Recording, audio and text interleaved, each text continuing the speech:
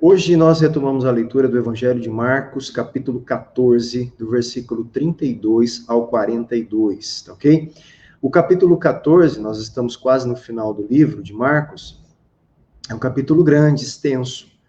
Ele tem até o versículo 72, se eu não me engano, quiser confirmar aí para mim. Então, é um capítulo extenso, com bastante, informação a respeito dos últimos momentos ali da vida de Jesus, até a sua crucificação.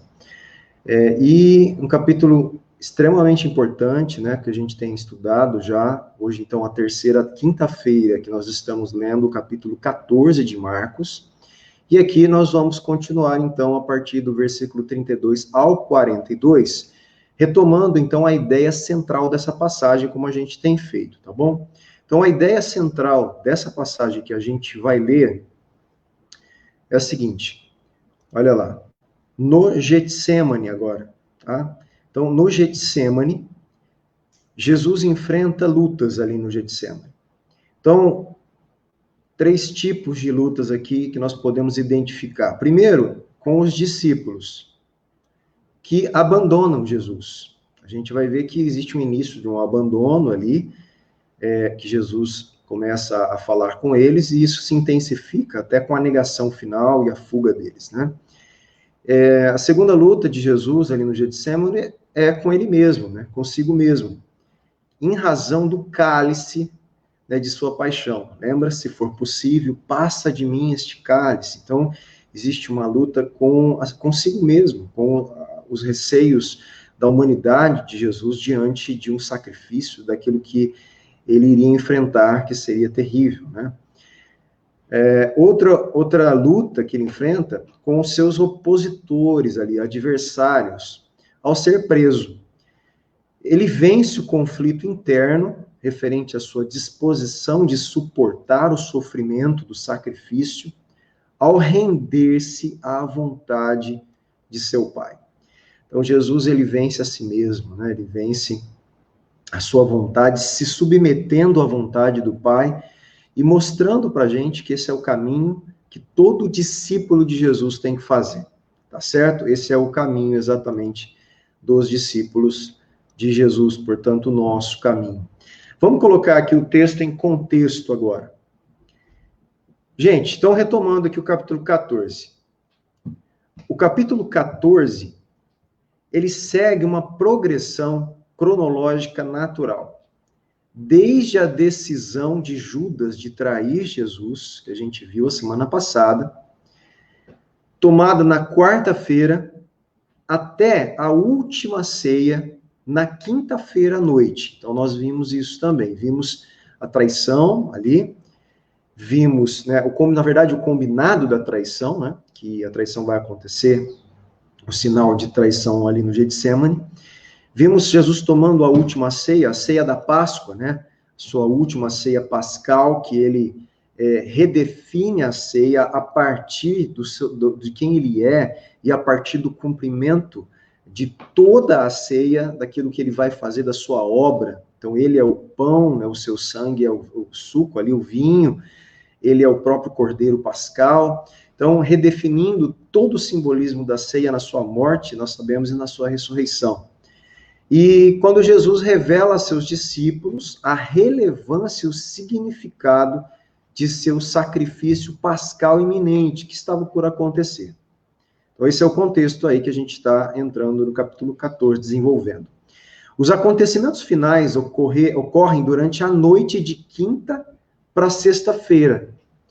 Então, olha só, o Getsemane, onde sua vitória é contrastada com a derrota dos discípulos, é o que está acontecendo, a gente vai ver. A prisão de Jesus, em que a traição se completa, a traição de Judas. E o julgamento perante Caifás, que é o sumo sacerdote, e o Sinédrio, em que sua magnificência solitária, Jesus foi abandonado, ficou sozinho, traído, em meio à oposição severa, contrasta com a deserção, o abandono dos discípulos e a negação de Pedro. tá bom? Então, esse é o contexto do que a gente está lendo no capítulo 14. A gente, então, retoma a leitura a partir do 32 agora. Vamos juntos ler. Então, foram a um lugar, depois da ceia, lembra? Depois da ceia pascal, que ele redefine, fala que alguém vai trair, e aquela coisa toda, e Pedro diz, eu nunca vou te trair, né? Oh, Pedro, essa noite você vai me trair, né? E assim acontece. E depois dessa conversa na ceia, então, eles foram a um lugar chamado Getsemane. Ali, no Getsemane, Jesus disse aos seus discípulos, sentem-se aqui, enquanto eu vou orar. Então, vamos lá.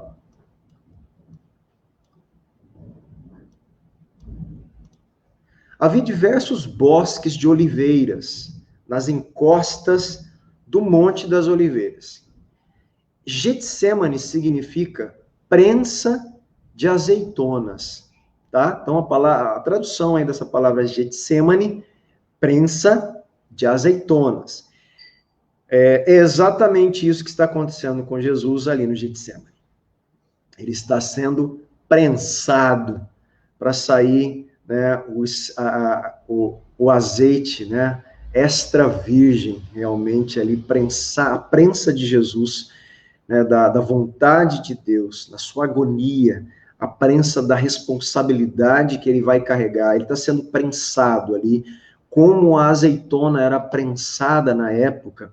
É bonito, eu não tenho como falar isso, mas tinha quem conhece, quem já foi para Israel, presencia ali um sistema antigo de prensa de azeitonas em níveis diferentes, e vai retirando ali, desde o primeiro azeite puro das primeiras prensas até as outras. Então é muito bonito, eu já ouvi essa história de quem esteve lá, e é exatamente isso que está acontecendo com Jesus. Jesus está na prensa, uma prensa como a azeitona, ele está sendo prensado, submetido a muita pressão espiritual, psicológica e física, para sair realmente, extrair dele a essência daquilo que vai nos salvar da sua obra, né? Então, Getsemane significa isso, prensa de azeitonas, e é exatamente isso que está acontecendo com Jesus nesse lugar. Jesus e seus discípulos tinham ido ao jardim para orar em várias ocasiões, talvez para afastar-se das multidões. Jesus procurava esses momentos, né? Durante a semana da paixão, perdão, aqui eu escrevi errado, tinham estado com frequência nesse local que talvez pertencesse a um seguidor de Jesus. Jesus e seus discípulos tinham ido ao jardim para orar, perdão, estou repetindo aqui, gente. Ele pede a 8 discípulos que não faziam parte do círculo mais próximo, que fiquem na entrada ali desse jardim e orem, enquanto ele próprio luta em oração com o Pai. Para o lugar onde ele vai, você vai ver que ele só leva 3 discípulos. Então, os outros discípulos ficam na encosta desse local, permanecem ali. Isso lembra um pouquinho ali, faz uma referência àquele momento, né, de sacrifício, que Deus pede sacrifício a Isaac, em que Abraão pede a seus servos, fique para trás, enquanto eu e meu filho Isaac, a gente vai subir o monte para orar, sacrificar ao Senhor. É justamente isso, né? Esse acontecimento nos lembra do que Jesus está prestes a fazer, né? Do que o Pai está prestes a fazer com Jesus. É um sacrifício de Jesus ali que está para acontecer, tá certo? Então, nós podemos dizer que Jesus é o antítipo da fé de Abraão e do sacrifício de Isaac. Quem esteve no culto domingo agora passado, eu falei o que era tipo e antítipo. Você vai lembrar, e é exatamente isso que está acontecendo, né?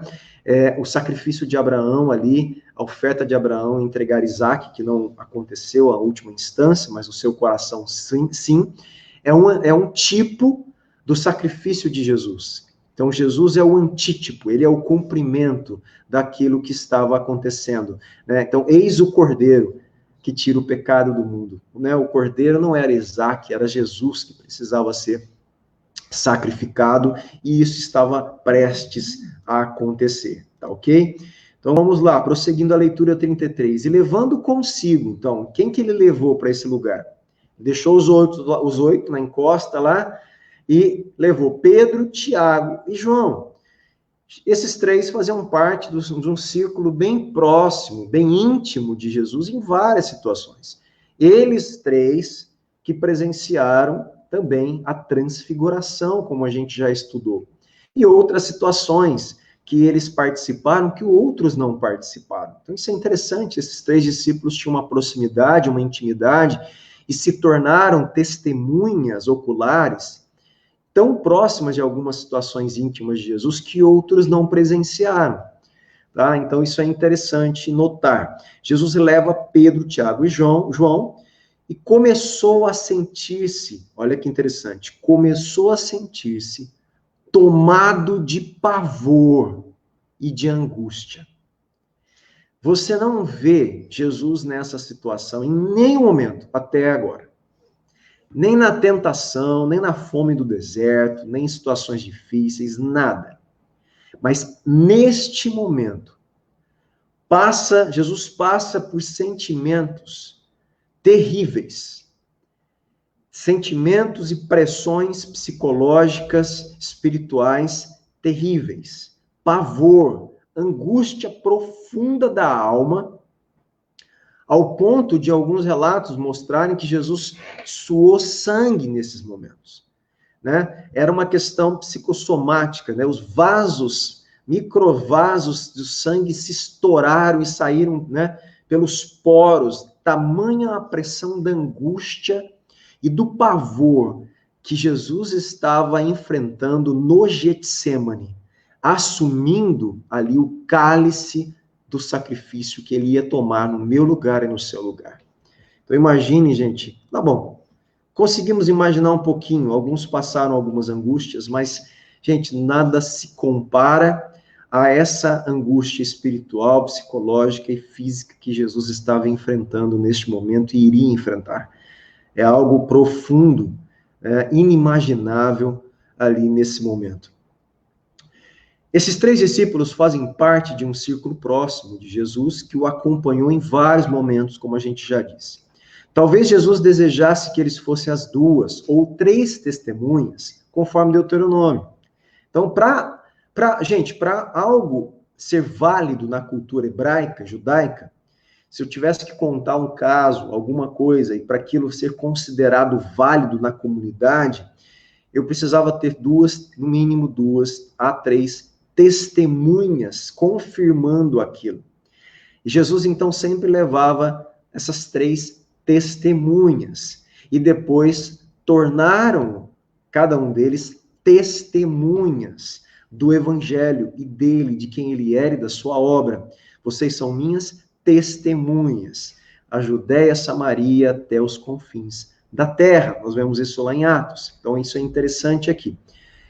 Acima de tudo, com certeza, também Jesus os levava para uma questão de companhia. Era um momento difícil que ele queria ali se apoiar no convívio com essas pessoas que eram do convívio íntimo de Jesus.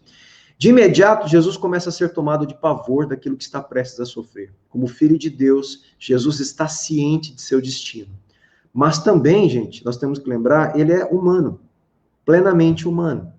Conforme vários comentaristas observam, sua agonia se deve, por certo, ao sofrimento que está por vir.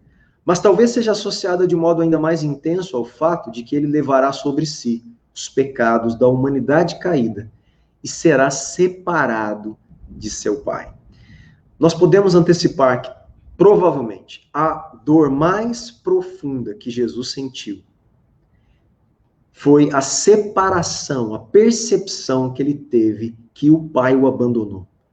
Todos podiam abandonar Jesus, mas quando o Pai o abandonou por causa do nosso pecado, provavelmente foi a sensação mais angustiante que Jesus sentiu em toda a sua existência, gente, da eternidade e humana até hoje, tá certo? Marcos usa termos fortes aqui para descrever as emoções de Jesus. Profundamente aflito e angustiado, né? Pavor, angústia, uma aflição profunda, são termos que são do grego, esses é o peso que os termos que Marcos usa no original para esse momento difícil que Jesus estava enfrentando e assumindo para perdoar a humanidade. Versículo 34, então, ele disse: a minha alma está profundamente triste até a morte. Gente, é incrível nós entendemos e lembrar sempre que Jesus sofreu angústias profundas. Jesus entende as nossas angústias. Jesus entende as nossas tristezas. Jesus entende quando a gente fala que está triste, angustiado, ou profundamente angustiado, até a morte. Jesus passou por tudo isso. Enfrentou todos esses sentimentos e venceu. E é isso que ele quer de nós, né? Então, olha só. A expressão tomado de tristeza aqui, gente, intensifica a aflição do versículo 33. Jesus se torna o sofredor justo dos Salmos 55, por exemplo, depois 42. Vou ler com vocês os 55, 4 e 5, olha lá. Esses são salmos messiânicos. O salmista estava orando coisas sobre a sua própria vida com Deus, mas eram coisas que se tornaram profecias messiânicas, que iriam, em última instância, se cumprir na vida de Jesus. Então, o que o salmista está falando? Versículo 4. O meu coração estremece no peito, terrores de morte caem sobre mim. É exatamente isso que está acontecendo com Jesus. Temor e tremor me sobrevêm, e o horror se apodera de mim. Tá? Então, esse é um momento que Jesus está enfrentando ali no Getsemane. Ele está cumprindo esse salmo. A linguagem aqui é semelhante à do lamento do salmista também em 42:5. Então, vou lá, 42:5 e 11, olha lá. Por que, o salmista ora assim, por que você está abatida, ó minha alma? Porque se perturba dentro de mim. Espere em Deus, pois ainda o louvarei, a ele, meu auxílio e Deus meu. No versículo 11, ele ainda ora, porque você está abatida, ó minha alma? Porque se perturba dentro de mim, né, ó minha alma? Jesus está cumprindo e vivendo esse momento de abatimento da alma, de ser perturbado pelo que está acontecendo, mas o Salmo termina com uma expectativa, uma esperança do auxílio de Deus, que Jesus terá depois de tudo, né, na sua ressurreição. Como veremos também, no clamor de desamparo de Jesus, é possível que em suas palavras, aqui haja uma confiança subjacente de que Deus fará a aparente derrota redundar em vitória, como o Salmo diz. A tristeza profunda é exagerada, né, exacerbada com o acréscimo de a ponto de morrer, triste a ponto de morrer, enfatizando a grande intensidade do desespero que Jesus estava passando ali, gente, por causa do meu pecado, por causa do seu pecado, por causa do pecado da humanidade, não era por causa dele. A dor é tão forte que se assemelha à sensação de morrer. Esse é o estado da alma de Jesus. Esse é o estado das emoções, dos sentimentos de Jesus. E Jesus, apesar de todos esses sentimentos, ele estava decidindo fazer a vontade do Pai. Por isso que fazer a vontade de Deus, em muitas situações, não depende dos nossos sentimentos tumultuados, desajustados, angustiados, mas é uma decisão de fazer aquilo que é a vontade de Deus, até que os nossos sentimentos entrem em acordo com aquilo que Deus tem para nós. E ele diz assim, fique aqui e vigiem. O que Jesus está pedindo para eles? Jesus deseja que seus discípulos orem com ele. Talvez de modo semelhante, né, relatado lá em Êxodo 12, assim como o Senhor passou em vigília aquela noite para tirar do Egito os israelitas, esses também devem passar em vigília essa mesma noite para honrar ao Senhor. Jesus deseja que eles permaneçam vigilantes e que os sustentem em seu momento de agonia. Para alguns, também há um aspecto aqui literal que Jesus fala para eles, de permanecer vigilante, por quê? Porque ele sabia que Judas ia chegar, os guardas do templo iam chegar. Mas, na verdade, a ênfase principal é sobre o apoio espiritual que Jesus pede deles ali nesse momento angustiante. 35. E adiantando-se um pouco, prostrou-se em terra. Presta atenção aqui. angustiado na alma, profundamente triste até a morte, com pavor, angustiado, gente, com a alma abatida, como diz, né, o salmista. Jesus, nessa situação, ele se prostra em terra e ora para que, se possível, lhe fosse poupada aquela hora. Em outro evangelho, se possível, que Deus passasse, né? Nós vamos ver, na verdade, em Marcos também, ele ora assim ali para frente. Passa de mim esse cálice.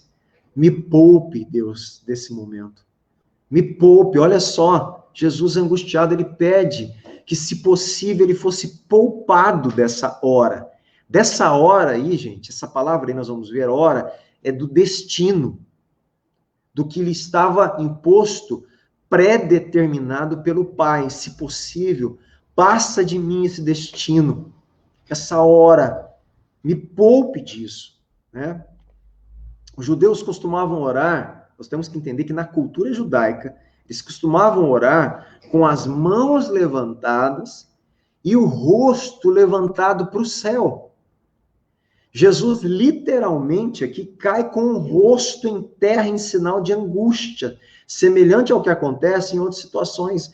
Você pode ler em Números 16, né? Josué, Ezequiel. Ele se entrega em súplicas à misericórdia de seu Pai. Então, em vez de um padrão judaico de uma oração feita, de olhar, levantar as mãos, olhar para o céu, Jesus não tinha essa força nesse momento. Pela angústia, pelo abatimento da alma, pelo pavor que lhe sobreveio, por toda a dor psicológica, né, que ele estava sentindo, ele simplesmente cai por terra, se prostra e fala: Pai, se for possível, me poupe disso. Gente, tenta imaginar, né? Você que já passou por momentos de angústia profunda, triplica, né? Quadriplica, sei lá quantas vezes mais aí, faz as contas aí, ao ponto de Jesus falar o que ele está falando. Ele não sentiu nada disso em nenhum momento. Jesus tinha, né, uma paz ali tremenda, um direcionamento do Espírito tremendo, controle soberano sobre toda a situação, né? Era extraordinário. É o que eu disse, nem mesmo na tentação nós vemos, né, essa situação de angústia terrível que Jesus está passando agora. E ele ora no versículo 36 e dizia assim: Abba, Pai, tudo te é possível. Eu vou ler inteiro, depois eu volto. Abba, Pai, tudo te é possível. Passa de mim este cálice. Me poupe disso. Me poupe do destino. Me poupe dessa hora. Então, Abba, Pai, tudo te é possível. Passa de mim esse cálice. Aqui a palavra Abba, Pai, nós vamos ver um termo interessante que foi usado por Jesus, é um termo aramaico. Ele mistura duas palavras Pai, uma em aramaico e em grego. Então, Abba, Pai, Abba, aramaico, e Pai, ele fala em grego ali no momento. Então, o termo aramaico e o grego juntos se tornou o principal clamor litúrgico da igreja primitiva. Depois isso vai ser mostrado lá em Romanos 8 e Gálatas 4. Para quê? Para enfatizar a nova intimidade da comunidade da nova aliança com Deus. Então, esse termo, para a igreja primitiva, depois que Jesus usou esse termo, e os discípulos que ouviram isso reproduziram depois isso com certeza, quando eles estavam em momentos que necessitavam desse momento de profunda intimidade, eles repetiam o que Jesus ensinou, Abba, Pai. E essas duas palavrinhas juntas se tornaram, então, um termo litúrgico, um termo religioso e profundo, de um simbolismo tão grande de intimidade para eles, que isso foi reproduzido na igreja primitiva, tá bom? Agora, há controvérsias acerca da intensidade do termo Abba, mas é inadequado. Aqui a gente vê os pastores pregarem aqui, gente, existe uma situação que não é muito bem o que eles falam. Por quê? Porque nós temos que entender que é um termo aramaico, de uma intimidade, dentro de um contexto, uma cultura patriarcal. Então, é diferente. Jesus é um homem, um filho maduro, ele não é uma criancinha, ele não está usando esse termo no sentido infantilizado, como alguns querem colocar, né, paizinho no sentido de uma criancinha falando com o papaizinho. Não é esse o termo. É um sentido de um homem, um filho maduro, com profunda intimidade e respeito ao patriarca da casa, e que tem esse termo, né, de respeito, responsabilidade, de honra e, ao mesmo tempo, de grande intimidade com o pai crescido e maduro que ele é, mas diante da figura paterna daquele homem que ele respeita e que ele tem intimidade. A palavra pai, Abba, é neste sentido, gente. Então não é a palavra paizinho infantil, que alguns acabam passando, né? Antes, é uma intimidade respeitosa de um filho maduro em uma família patriarcal. Esse é o contexto que Jesus está usando. A ênfase é sobre a profundidade e o amor extraordinários vivenciado pelos filhos de Deus, com base em Jesus como filho de Deus. Então, era nesse sentido que os discípulos usavam, o mesmo sentido de Jesus. Filhos maduros, mas com uma profunda intimidade e sendo afetados pelo profundo amor de Deus através de Cristo, eles podiam chamar Deus de Abba, Pai, da mesma forma que Jesus pôde falar isso ali, naquele momento. E voltando, aqui. E dizia, Abba, Pai, tudo te é possível. Jesus sabe que Deus é soberano e onipotente. Uma verdade enfatizada anteriormente, né? Muitas vezes ali. Deus está no controle de todos os acontecimentos. Portanto, em seu poder sobre o mundo, Jesus sabe que ele pode remover a agonia de Jesus. Jesus sabia disso. Bem como a razão da agonia. Mas a vontade de Deus é que Jesus tomasse o cálice da agonia. Tomasse a razão da agonia, o pecado da humanidade. Passa de mim este cálice. Jesus receia o momento em que levará nossos pecados sobre si e se tornará pecado por nós, porque é exatamente o cálice que ele está tomando e vai tomar. 36 ainda, porém, Jesus fala, né? Isso aqui é extraordinário, isso aqui é o discipulado aos discípulos e a nós, porém, não seja o que eu quero, não seja feita a minha vontade. O que eu quero agora é não tomar esse cálice. O que eu quero agora é me livrar dessa agonia. O que eu quero agora é me livrar da tristeza da minha alma, do pavor que está se apoderando dela. Mas que não seja feito o que eu quero. E sim, o que tu queres, Pai. Gente, isso aqui é o cristianismo, isso aqui é seguir a Cristo, tomar a nossa cruz e seguir. Fazer a vontade do Pai, e não a nossa. Jesus está nos ensinando isso. Então, destaque aqui. O maior desejo de Jesus é que a vontade do Pai seja feita. Apesar ou a despeito do custo que essa decisão tem para ele mesmo. E é isso que Jesus está chamando Pedro, Tiago e João a fazer. Esse é o exemplo que ele está dando para Pedro, Tiago e João. Esse é o exemplo que eles seguiram em Atos. Pedro, Tiago e João seguiram esse exemplo. Eles estavam dispostos a fazer a vontade do Pai, colocando em risco a sua própria vontade e as suas próprias vidas. Né? Como conta a história do martírio de Pedro, que foi crucificado de cabeça para baixo, como diz a tradição e as histórias, os registros da patrística, né, dos pais da igreja ali no primeiro, segundo século, que contam como Pedro morreu, sacrificado, de cabeça para baixo, crucificado, por amor a Cristo, porque esse foi o exemplo de Jesus. Versículo 37, e voltando achou, depois disso, dessa angústia, ele volta e acha os discípulos dormindo. E disse a Pedro, Simão, você está dormindo? Não conseguiu vigiar nem uma hora.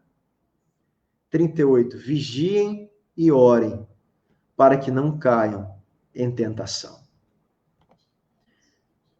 As ordens aqui se encontram no tempo presente e exigem a vigilância e oração contínuas. Não apenas oração vigilante, mas vigilância em geral, da qual a oração é um aspecto dessa vigilância. O propósito da oração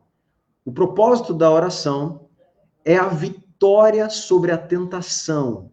O que traz à memória, gente, Mateus 6, não é isso? Pai Nosso. Não nos deixes cair em tentação. Então, ore e vigie. ore e vigie. Por quê? Para que vocês não caiam em tentação. E eles caíram, a gente sabe que eles caíram na tentação e negaram Jesus. Há dois aspectos, então, aqui. A vigilância para identificar a tentação e a oração pedindo a força de Deus para vencer a tentação. Os discípulos estavam fracassando em ambos os aspectos. Eles não estavam identificando a tentação e eles iam cair em tentação.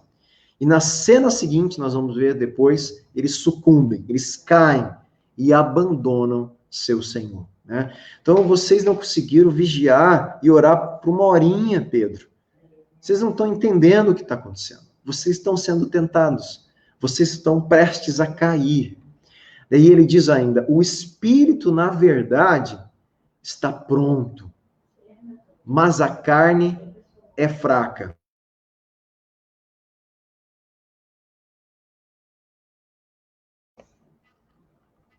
Perdão, gente. O espírito, na verdade, está pronto, mas a carne é fraca. O que isso quer dizer, né? O que Jesus está falando para os discípulos? Então, olha só, vigie e ore, para não cair em tentação, Pedro. Por quê? Porque o espírito, na verdade, está pronto, mas a carne de vocês é fraca. Vamos tentar entender isso aqui. Não se trata, obviamente, aqui do Espírito Santo. Se trata do espírito humano, do interior, do íntimo do ser humano, que ele considera ali um lugar de fortaleza. Mas esse lugar de fortaleza, o espírito humano, ele é enfraquecido pela carne. Na realidade, os discípulos desejam permanecer fiéis. Pedro falou, nunca vamos te negar. Eles desejam. Então, o espírito deles estava inclinado a querer seguir a Jesus já. Mas, devido às limitações do corpo físico e da natureza caída, eles se deixam levar por esta fraqueza e não têm forças para superar as tentações. Gente, isso acontece com a gente também. Nós temos a nossa fé, o nosso espírito é forte, mas se não vigiarmos, a nossa estrutura física e natureza caída ainda afeta as nossas decisões e as nossas convicções de fé. Por isso, nós necessitamos orar o que Jesus ensinou. Livra-nos do mal, né? Não nos deixes cair em tentação. Não nos deixe. Todo dia a gente tem que orar. Pai, não me permita. Me livre do mal. Não me deixe cair em tentação. Essa é a oração. E Jesus está ensinando justamente isso para Pedro. Pedro, vigia. Ora, lembra do que eu ensinei, pede para Deus livrar vocês da tentação. O espírito de vocês está pronto, mas a carne de vocês ainda está afetada pela fraqueza do pecado. Então, cuidado, vigiem. Mas se eles não entenderam, e eles enfraqueceram, e eles caíram ali para frente, sucumbiram na fé. Retirando-se de novo, orou repetindo as mesmas palavras, gente. Olha a agonia de Jesus, repetindo as mesmas palavras. Abba, Pai, tudo te é possível. Passa de mim este cálice, porém não seja o que eu quero, e sim o que tu queres. Tá? Então, Jesus repete a mesma oração, angustiado pela situação, pelos seus sentimentos ali, cheio de pavor, de tristeza e de angústia. E voltando, achou-os outra vez dormindo, porque os olhos deles estavam pesados e não sabia o que lhes responder. E quando voltou pela terceira vez, Jesus lhes disse, vocês ainda estão dormindo e descansando? Nos versículos 39 a 41, há mais 2 ciclos. Nas 3 ocasiões, os discípulos adormecem. Sua carne assumiu o controle total e, em momento algum, se mostram vigilantes para orar com Jesus e por si mesmos, porque eles precisavam estar clamando ao Pai. Livra-nos do mal, não nos deixes cair em tentação, nos ajude a fazer a sua vontade, assim na terra como no céu, que venha o seu reino. Jesus tinha ensinado esse clamor a eles. E esse era um dos momentos importantíssimos para eles colocarem isso em prática, e sucumbiram, caíram aqui nesse momento. E Jesus dá um basta, basta!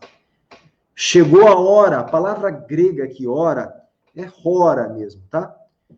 Eu coloquei do lado para você ver como que escreve em grego aqui. É o Rho, né? Perdão, o ômega, o Rho aqui, e o alfa.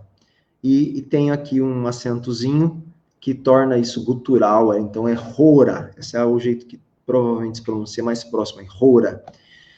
Então, essa palavra grega aqui, né, a gente vai ver a hora, como no Evangelho de João, na maioria das vezes, praticamente, gente, é um termo semitécnico para um tempo do destino, a hora que completará o plano de Deus. A maioria das vezes que essa palavra é usada, que a hora, a hora, chegou, é como se fosse uma hora inevitável.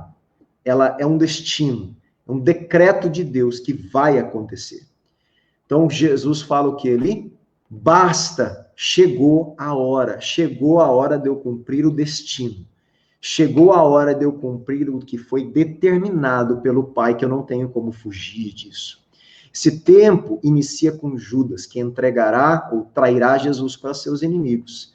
Essa entrega foi predita em várias ocasiões e agora está para se cumprir. Ainda assim, é provável que a declaração tenha um sentido duplo, pois a entrega de Jesus por Judas cumpre a entrega determinada por Deus. É justamente isso que Jesus está falando. Ele sabia que tinha chegado a hora da traição e do decreto de Deus Pai se cumprir. E aí ele fala, o Filho do Homem, falando dele próprio, está sendo entregue nas mãos dos pecadores. Importante lembrar, enfatizar que quem está no controle, gente, sempre é Deus, tá bom? Não Judas, nem os líderes, nem Pilatos, nem o sacerdote, né? O controle está nas mãos de Deus. Deus está conduzindo Jesus a cumprir o sacrifício que foi feito na eternidade, que iria ser instaurado na história humana. E tudo se desenrola aqui conforme a vontade de Deus. Isso a gente tem que entender, né? Ah, foi judeus que mataram Jesus, ou romanos, a gente já tem falado isso nessas quintas-feiras. Não, foi o Pai. E Jesus concorda em tomar o cálice, ele se submete à vontade. Os pecadores são os líderes religiosos, os principais sacerdotes, os escribas, vistos que em seu verdadeiro caráter pecaminoso, em sua rebelião contra Deus. Aqueles que não queriam contato algum com os pecadores, que são os líderes religiosos, são eles próprios os verdadeiros pecadores. É exatamente isso que Jesus está mostrando. Versículo 42, levantem-se. Jesus fala, levante-se, vamos embora. Eis que o traidor se aproxima. O tempo de domínio acabou. É hora de ir ao encontro do destino de Jesus. De entrar no momento crucial da história humana. O Senhor de todas as coisas está prestes a se tornar o servo sofredor, que por meio de sua morte substitutiva trará a salvação divina à humanidade. O acontecimento inaugural será desencadeado por traição e Judas se aproxima. Para encerrar as nossas considerações últimas do texto, vamos lá. Como acontece com frequência em Marcos, a história gira em torno da cristologia e do discipulado. O que é cristologia? Da obra do Cristo e do discipulado que Jesus está fazendo com os discípulos, que iriam representar e testemunhar isso mais à frente. Consideração primeira aqui, né? Consideração 1. A agonia de Jesus ao enfrentar o destino determinado para ele por Deus é um lembrete de que, em parte, esta vida é um vale de lágrimas, com muitas circunstâncias extremamente difíceis, porém necessárias. Jesus passou por angústia, sofrimento e dificuldade, nós passamos também. E tem alguns momentos que Deus não vai livrar a gente. Nós vamos tomar esse cálice. E nós vamos ter que orar a Deus. Deus, passa de mim esse cálice. Mas se for da sua vontade, né, que seja feita a sua vontade.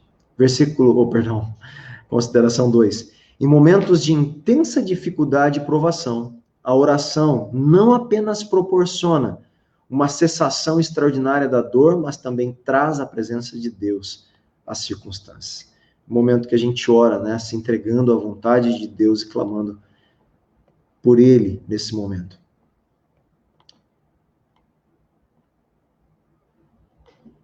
No entanto, consideração 3, há ocasiões em que a aprovação intensa é a vontade de Deus, gente.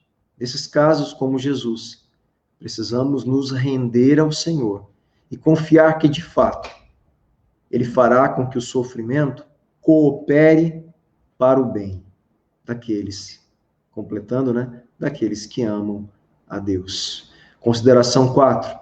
Devemos tomar a firme decisão de nunca adormecer espiritualmente, mas de permanecer vigilantes em todas as áreas de nossa vida.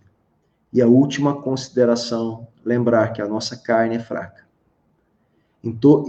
A carne é fraca em todos nós, e ela cede facilmente aos nossos instintos caídos. E como conseguimos vencer, então, se ela é fraca? Do jeito que Jesus ensinou, não é isso? Dependemos das forças de Cristo. Dependemos de que o Espírito Santo que habita em nós nos ajude a vencer. Orando, Pai, livra-nos do mal, não nos deixes cair em tentação. Seja feita a tua vontade na nossa vida como no céu. Jesus nos ensinou a depender do Pai para vencer as tentações. Não há essa força em nós. Nós precisamos lembrar que para permanecer firmes na fé, necessitamos do poder do Espírito que está em nós. Não é mérito nosso, meu irmão. Não é mérito seu. É graça. Então, essa consciência ela é importante. Dependemos do Senhor para permanecer. Dependemos do teu Espírito para vencer as tentações. Dependemos do seu Espírito para identificar as tentações. Dependemos do teu Espírito para permanecer na fé e continuarmos glorificando o seu nome, Pai. Jesus está nos ensinando isso, ensinando os discípulos e, acima de tudo, ensinando o caminho do discipulado, que é negar a nós mesmos, a nossa própria vontade e fazer a vontade do nosso Pai. Tá bom? Meus irmãos, que esta seja a nossa decisão como cristãos, fazer a vontade do Pai acima de todas as coisas. Deus os abençoe, em nome do Senhor.